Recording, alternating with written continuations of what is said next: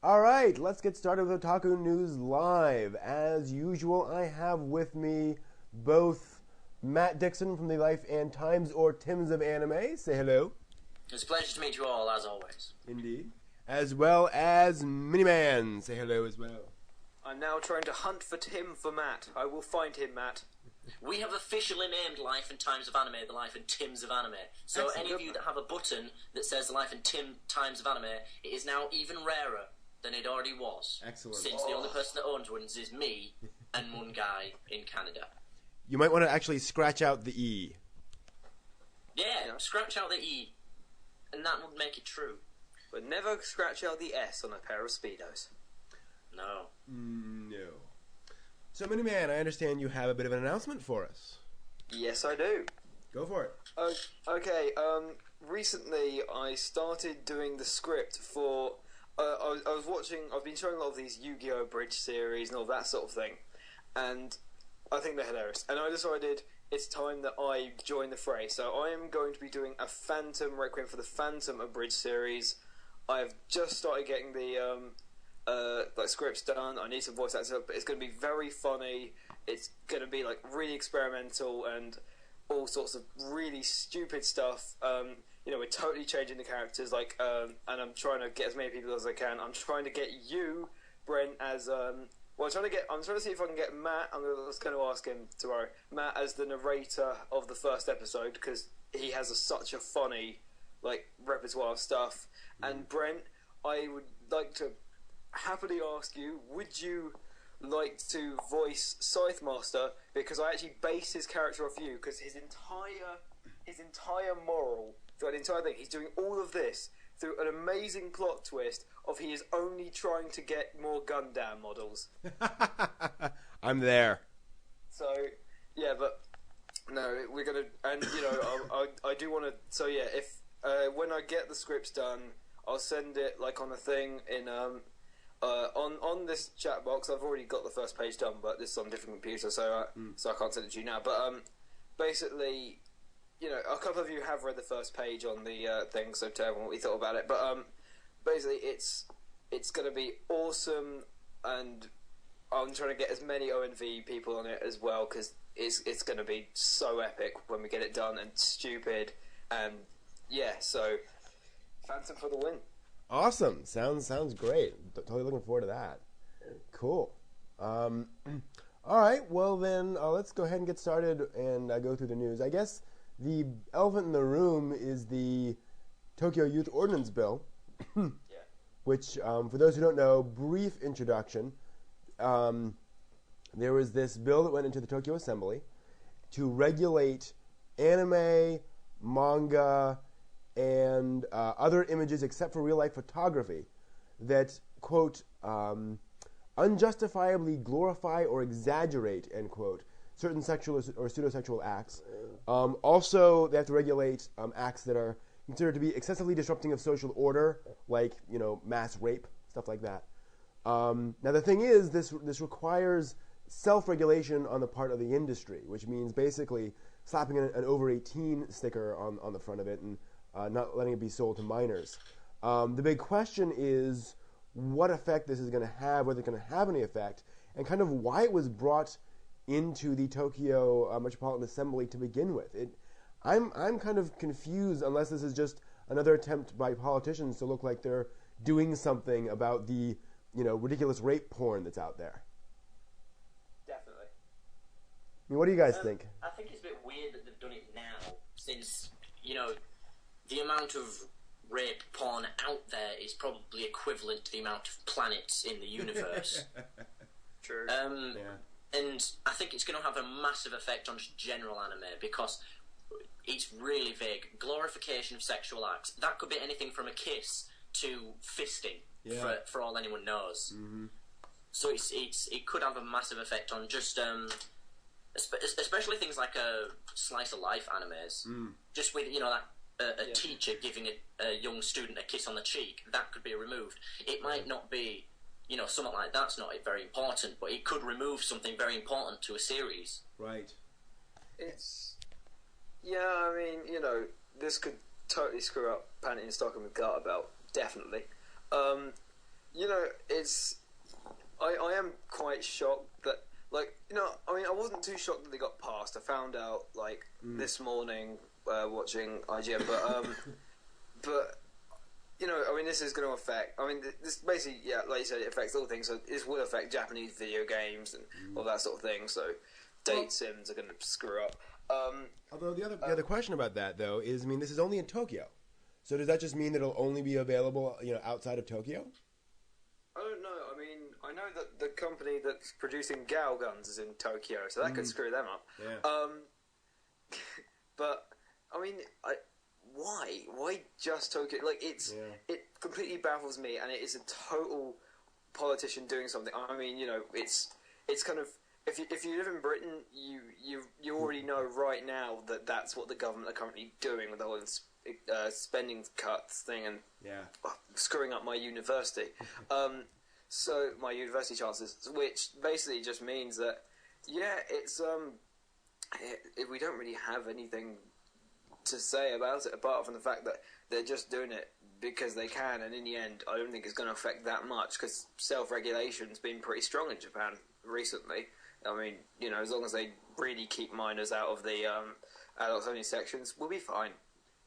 Well, it could have some sort of benefit to the western side of the otaku community in sort of a broad sense, because a lot of these big acts do start in major cities, but as we've seen over, if you've taken just a history GCSE or a minor grade in history, you've seen that laws start in a big city and expand onwards. They don't stay in a big city for long. So if this kind of stuff does stay in a big city, we could see companies thinking, well, we're not getting as much profit as we were from just Japan now. Let's start doling it out to the western side. Yes, I know at the start we don't want child porn, but the other companies will say, well, if they're doing it with their stuff and it's doing so well, because no one can deny the fact that it will sell in America. It will sell, just simple as. It's selling bloody Britain for all we know. But so companies are going to think, well, they're doing it and they're making such a massive profit. Maybe we can do it with stuff that isn't 18 and above. They're just going to start throwing stuff out there, similar to what they do in Japan already. They just make an anime and throw it out there. Maybe they'll start doing that to the US, and does well in the US. The UK will start going, maybe we want it over here as well. So it's this is something that can happen over the scale of about 10 years, but it will likely happen. Well, and I want to mention something that Timothy Perper mentioned on AMRCL, which is one of the big sort of anime and academia mailing list. He mentions a book called Pink Samurai by Nicholas Bornoff, which talks about, as he puts it, several centuries of Japanese tugs of war over censorship of sexual material. Sorry, I'm sick. And Perper suggests that basically this is just more of that, and that this will probably not have any more effect than any other anti-sexual regulation in Japanese history. As he points out, prostitution was illegalized in Tokyo in 1956, and it didn't exactly, kill it off. So,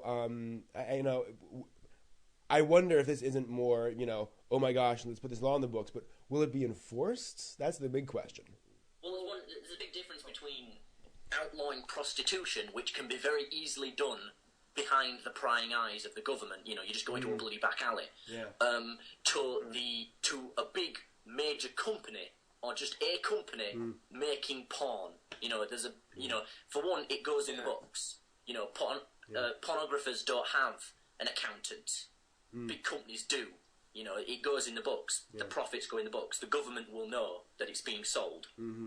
But, I mean, this is something if you say, Matt, it does get enforced.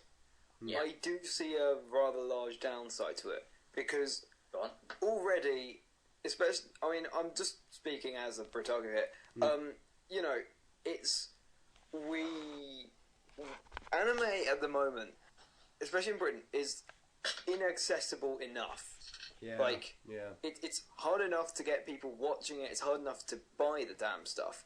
And what could happen if it does go on a wider scale is that Japanese content goes through the BBFC after it has gone through regulation in Japan, and that means that it's actually affected by the Japanese Regulations Board as well as the BBFC. And I mean, we've seen that with Iran High School Host Club. It got rated a 15, even though under BBFC standards it would only be rated a PG, because of the Japanese thing. And what's happened here is that if that does expand, we're going to see animes that perhaps are 15s getting 18s in, and BBFC are harsh enough on anime as it is. They are very harsh in this country. Actually quite lenient on some. It's very odd. Dante's Inferno 15, Iran High School Host Club 15. That's very rather odd. But very big difference. But like you just think about it and you see that like this is, if it does expand, and I don't think it will, but if it does, totally screw up otaku accessibility, and it will put a bad name on us otakus because we're the ones buying the 18 content that apparently over sexualized and all of that sort of things, and it will, and the thing will spread out. So I'm seeing a dark side to it, really. Well, just as sort of an add-on to that, you could use it now as a counter-argument, because most people, at least in Britain, and Miniman, you'll know this, don't watch anime because, well, they're stupid, but they just say it's either Pokemon or porn.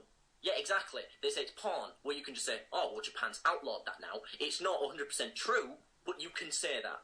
You can say, no, Japan has outlawed it. And they will say, oh, I'll give it a go then. It's not porn, so I'll give it a go. There's nothing wrong with it then. It'll be like a 1% increase in sales to pull the figure out of my bum. Yeah. But that's still... That'll be a whole nother 3 people watching then. Exactly. 3 people is 3 more than we had. You know, it's like 1 extra soldier is 1 more than we had. Yeah, but that's an interesting point too. I mean, and I'm sure that's one of the reasons why they're trying to do this, is to sort of legitimize anime and manga and say this is a part of Japan's national, production of stuff, and we want to make sure that that is not, that stuff doesn't appear to be, rated 13 plus, but it's got thinly veiled, sexual references all through it. The other question too is whether it's, exactly how this will apply. I mean, obviously, stuff like Panty and Stocking is not aimed at kids, but then it's airing at 2 in the morning. Will they take out parody? Because would it be treated like was it Reviewers Law 77, in which it's okay for copyright if it's not under analysis or review, and if that's the case, then I'm okay with that, or parody, sorry, because if it's with parody, then that means that stuff I enjoy that Penny talking about can freely live making fun of these stereotypes, and that's great. But Penny talking about uses total charm from that. It sees the jokey charm you can get from this sexualization, and if you take that away, you could be losing out on a lot there. I mean, but again, it's not going to expand, and it'll probably die, and because it's just due to self-regulation, all it's going to do is just reduce some numbers of hentai, and that's it. So we should be all right, I think. But on the same vein of the parody thing, yes, to put the best term I can think of, intellectual otakus that know when a parody is a parody, they'll lose out.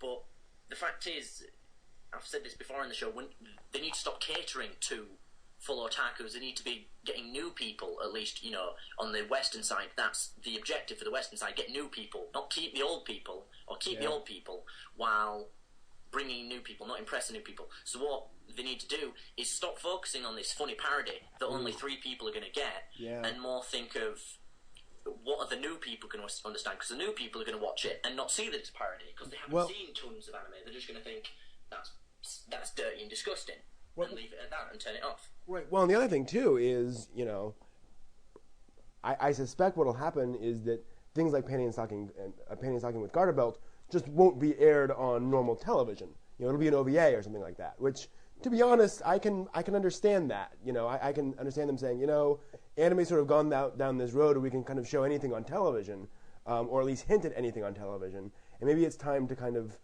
clean up the broadcast airwaves, if you will.